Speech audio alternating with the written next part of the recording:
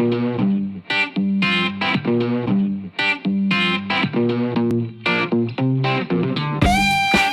everybody, Dave Clark, aka the Pattern Guy. We're up to Foundry today. Sunday, got a little bit of a late start today. I had an ambitious schedule for today. I got to get Y pipes done. Guys really, wanting to get them done. I don't think everybody wants their stuff done. Being a one-man band, a lot of times, though, I tell you, that's a part that sucks about that. When you do have work, it's you're really busy in that. So anyhow, what I figured today, I've been having some issues with them. Hopefully the molding machine will alleviate some of the problems. I think most of it was I wasn't getting things packed tight enough in that, so hopefully this will alleviate that. It's starting to get cold up here again. Sand's a little cold, so I was kind of figuring today I got to get going on those aluminum hand wheels also. So what I was planning on doing today is I've got 4 flasks for the aluminum hand wheel. So I was going to make 4 molds for some aluminum, heat the sand up, and then go ahead and make a few more molds on the Y pipes. I'm hoping that's going to happen. I'm not sure. Like I said, I got a late start. It's getting a little late. So, we'll see what we can do. I started using a molding machine. However, this particular job I'm doing right now, I've got to get some bottom boards made, and then I've got to get on top, if any professional guys out there, the top board that you put on the squeezer board, I guess you'd call it, in that it'll go on the copath. This particular job, I made these flasks for a different job.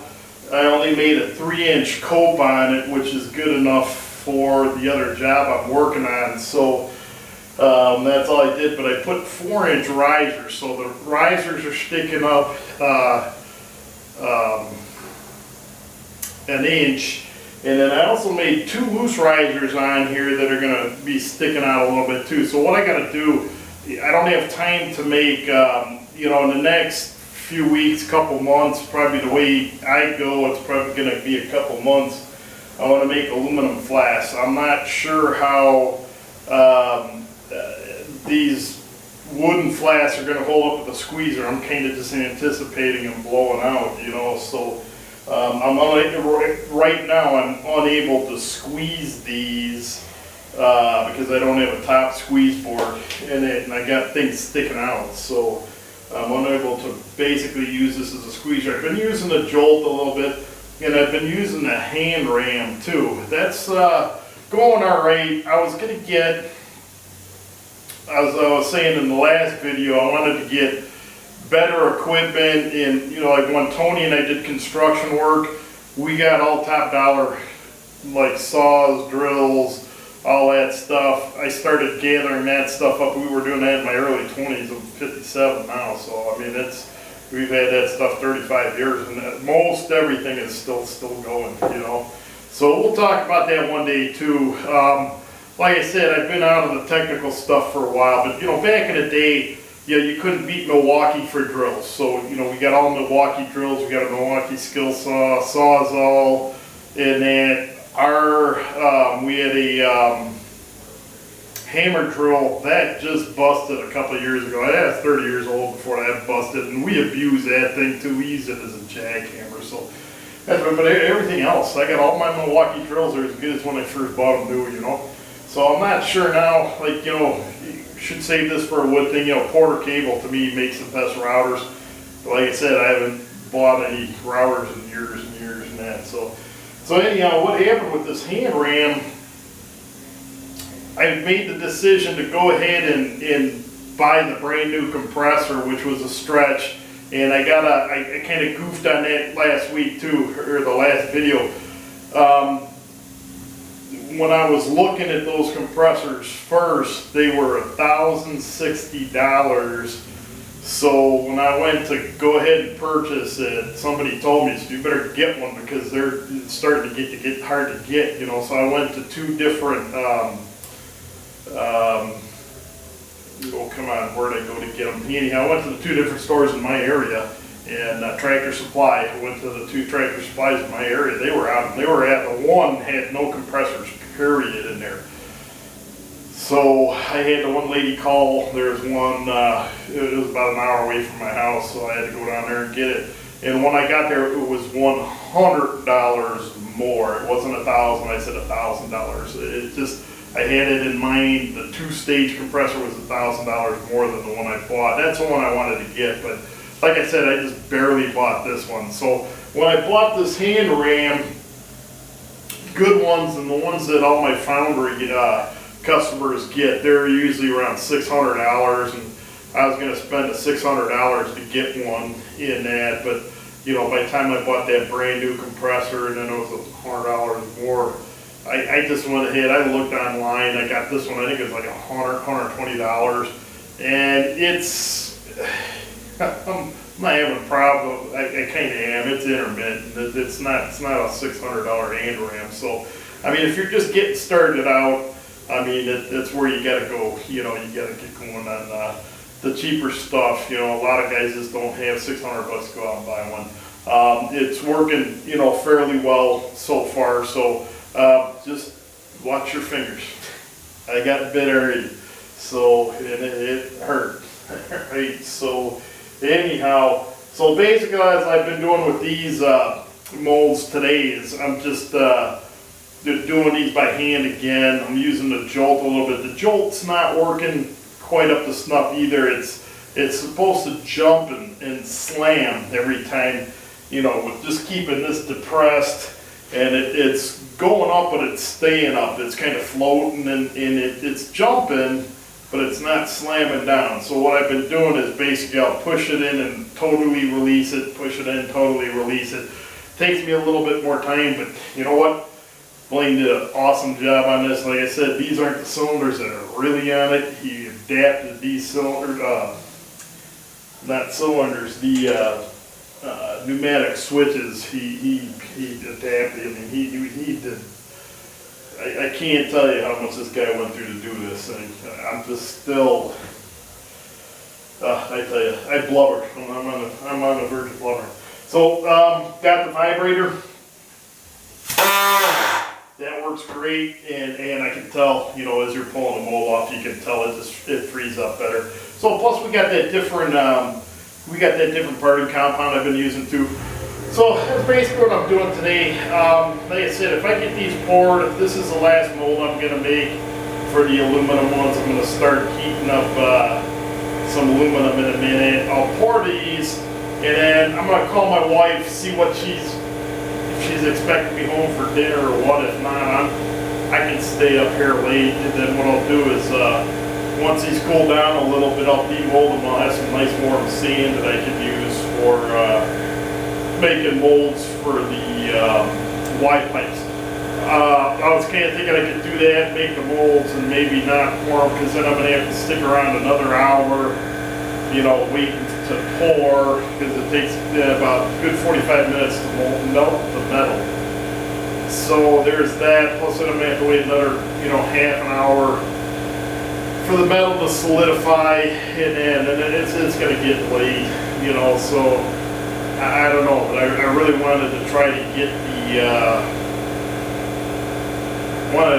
them done when they were warm, you know, so I don't know, we'll see what happens. I'll show you how I did this here real quick. What I got to do, I'm going to turn you guys off. I'm going to move you a little bit closer and turn you back on again. Okay, same thing. Okay guys, I know I'm going to be cutting my head off. I just want you to be able to see this. This bag, just a cloth bag, okay, you get marbles in it or whatever. You can use a sock. This is that little better parting compound we're using too. It's got some graphite in it too. So it's a little bit more normal, okay? So like I said, if you guys haven't been hanging in too much lately, what I've been doing is I've just been making one bucket of, you know, nice facing sand. I'm actually, like I said, I got to replenish. I'll put a little oil and clay in this, make it stick a little better, and then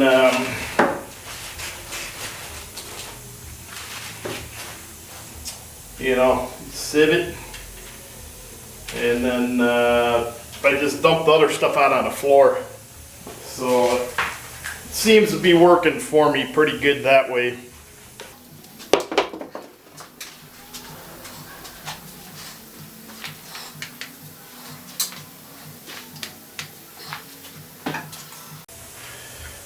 All right, get that filled in, and like I said, what I've been doing is just let it slam.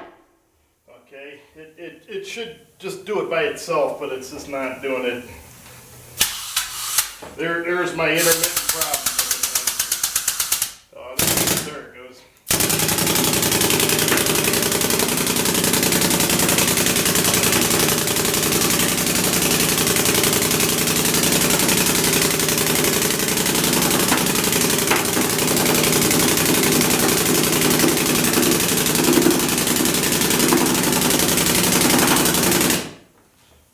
So I gotta get used to everything.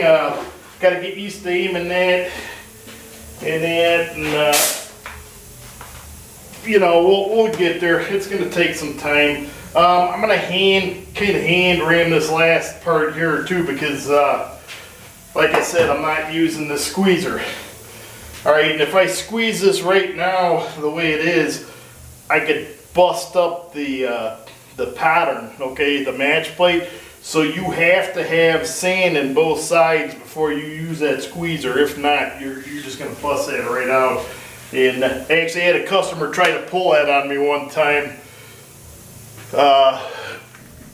Just got finished making it was an expensive match plate and urethane and that, and you know, I dropped it off, and it took me about half hour to get home and pull in the driveway.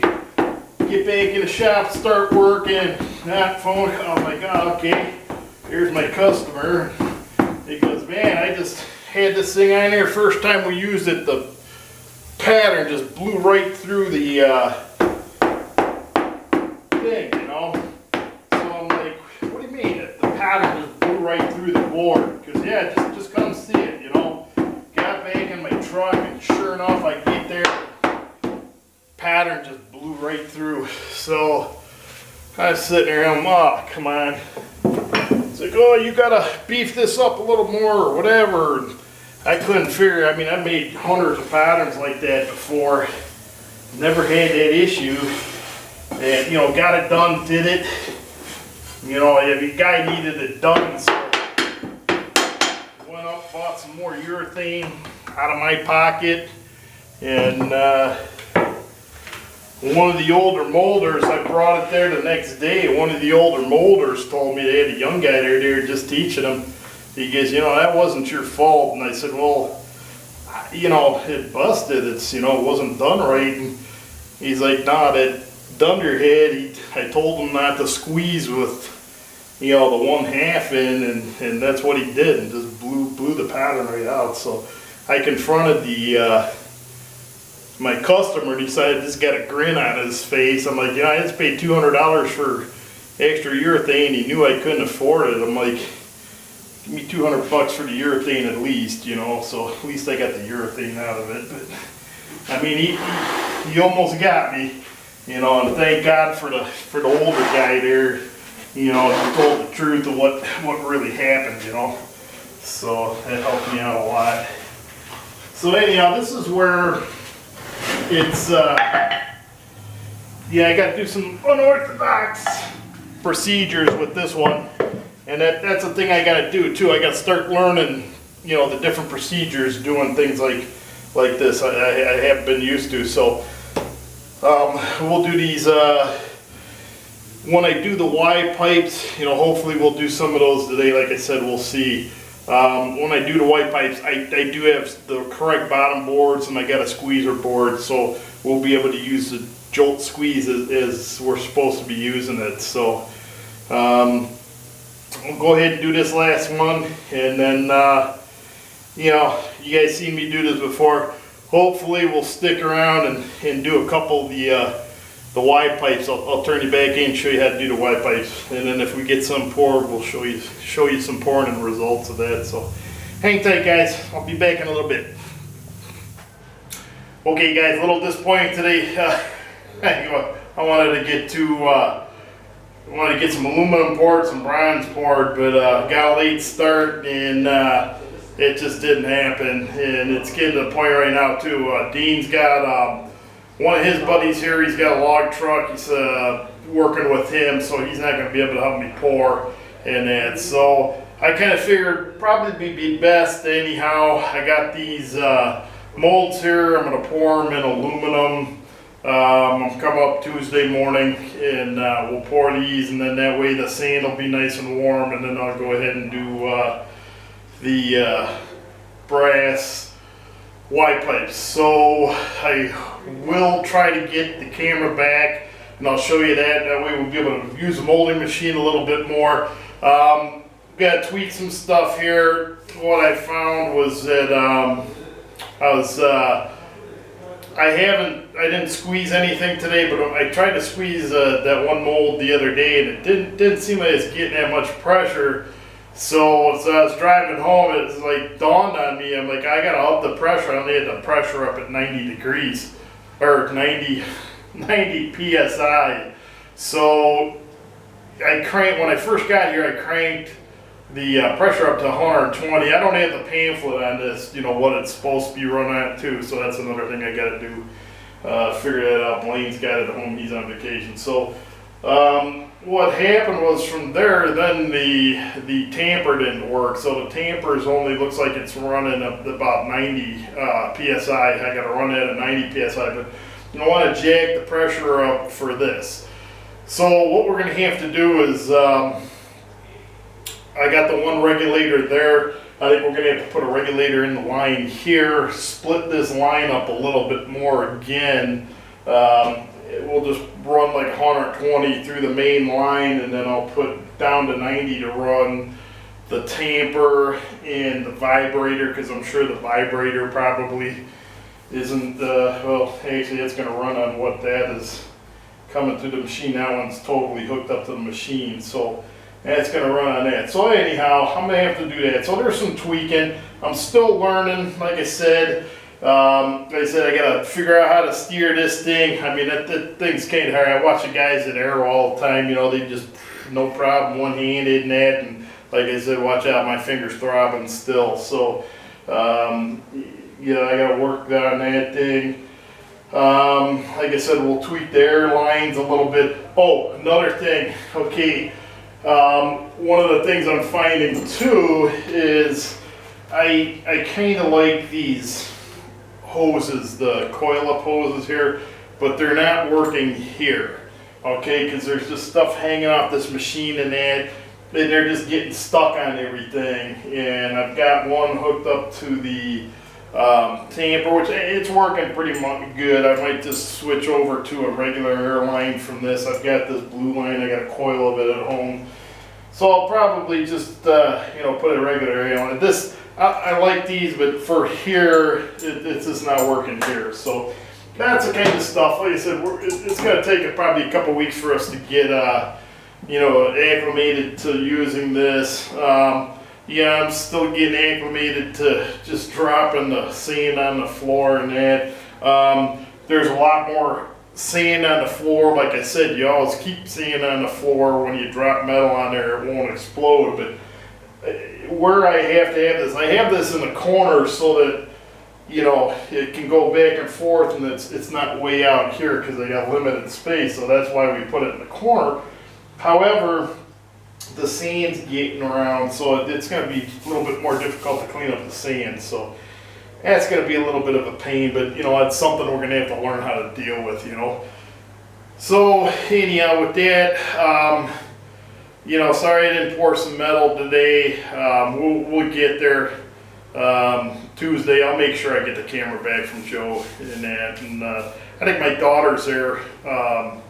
They're watching the Browns game, so what I'll do is I'll drop it off, and then she'll probably come home later. I'll see if she can bring the camera home. So I'll make sure that's here for Tuesday. So we're going to be here Tuesday. Thursday, I know it's like I'm the pattern guy. You guys want to watch the pattern stuff too. Like I said, I'm dead pattern-wise. I'm really dead. I've got a couple small jobs. I got a couple machine things, but I'm getting way behind here. So, you know, I'm going to be coming up here quite a bit, and you know, so, you know, when I get the pattern stuff, it will get going on there. One of the videos I said I don't want to start any new projects until I get some of the other stuff wrapped up. So I'm wrapping a couple other projects I'm getting wrapped up. What I want to do is I got those 2 little doors I have to make for the train lights, the train signals. I'll go ahead and I'll show you the procedure for making the match plate on there, because it's going to be a little bit different ordeal with the pattern on that. So I'll show you that one, and then once I get those, I think once I get those 2 done, and I wanted to get, like, we have to have, I think, 44 of those lights on the layout. I wanted to get half of them done this year. It's just November already, so that's not happening. So hopefully we're getting things, things are starting to go. So hopefully you will be able to get, I'll set a hefty goal. I want to get them all done for next year early, so that, you know, the guys can, I mean, they got to get them put in and that too. So we'll see, but if I can get at least half of them done for next year, you know, that'll be a good deal. But I want to start working on the dwarf light signals too, so that'll be a real neat pattern, and there'll be a lot of different procedures with that'll be kind of cool. So we'll work on that, but that'll be a couple months down the road. So I also have another pattern I was working on, actually 2 of them for a guy. It's he doesn't, he's one of those guys too, he doesn't really want to show thing, but he said it would be alright if I showed the pattern, and I got to make the core box for him. He said I could show you. They're mostly done. I started them. What happened was I had them done in I had them at a foundry. They got to be done in cast iron, and I had actually a lot of other things done at I'm going to digress a little bit, okay, but it's every time I start telling the story, other things pop into my head with this stuff. If you get into this, if you start making patterns, or if you start making your own products, you want to make patterns for your own stuff, you have to send them to a foundry. Get your patterns back right away. Get them back right away. Because over the years, you would not believe how many guys, one of my biggest customers, I used to do a lot of pump work for Elwin Price, the one guy I tell you about every once in a while. And I made a pattern for him. He called me up literally 2 months later. Hey, could you make this pattern? Give me a price on making this pattern. I said, well, dude, I just made that pattern for you. I said, is it a different version, a little bigger? He goes, no, it's that one. So what had happened was, he sent it up to, as a bronze casting, sent it up to a foundry in Michigan, and they got a batch made, and they needed another batch. There were like 24 castings each time, and called up to get another batch made, and no one was answering the phone. So he tried all day, couldn't get anybody. Next day, called, no one's answering the phone. Third day, nobody's answering the phone. So he had to send his delivery guy to another foundry close to there. So he said, hey, drop by this place and say, hey, we need some of these castings. You know, we gave him a little note and that. Guy went there, and everything's all taped up, boarded up. The place went out of business. It closed its doors. So I had to make, I literally, I kid you not, it was like 2 months, 3 months tops. It was, so I still had the drawing on my bench, you know. So get your patterns back. So what happened with me is I had quite a few patterns at a shop, and the guy takes a long time to get stuff done, and it got to the point where I had a bunch of my stuff up there for train stuff, and then I had some other stuff there from customers, and this guy's like, hey, where's my castings, you know, I'd call this guy, hey, I gotta get those castings. So my customers finally just, hey, get my patterns back, I'm going to take them somewhere else. So I went up to get the patterns, and we couldn't find them anywhere. So literally, I was running around this guy's foundry for an hour looking for them, and what he had done, he had stuck them back in a corner with a whole bunch of other stuff, I wanted to keep all my stuff together. I had a roof leak, and he didn't know about it. And we had the third wettest summer on record here in Cleveland this year. I had a bunch of garbage. Literally, there's probably about $30,000 worth of patterns of mine that got destroyed. So I'm making this guy's patterns over. I got the patterns made. I got to make the core boxes yet. He just said I could show you, but just not, you know, don't say who he is. So I got to get going on those too. So I'll try to get those doing that. That'll be a cool pattern thing to do, you know. So, you know, sorry, not much work got done again today, guys. I'll get more into the work and the less bullshitting and that. But I know you guys want to see my pretty face every week. So with that, we'll do Tuesday for sure. We'll get up here in the Foundry Tuesday for sure. So with that, everybody have a good one out there, and most important, everybody stay safe.